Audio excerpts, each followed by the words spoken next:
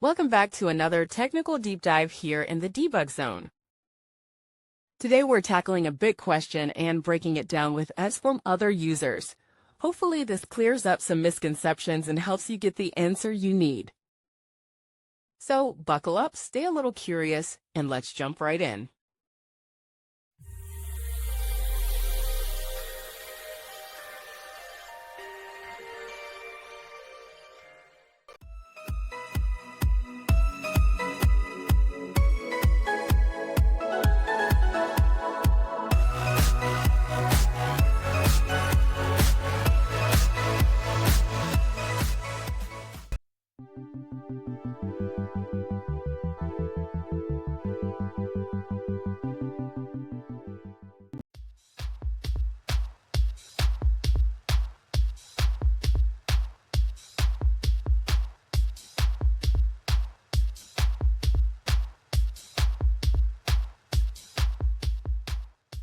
And that's a wrap.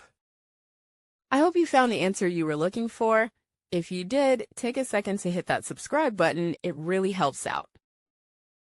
And let me know in the comments which solution worked best for you. See you next time in the debug zone.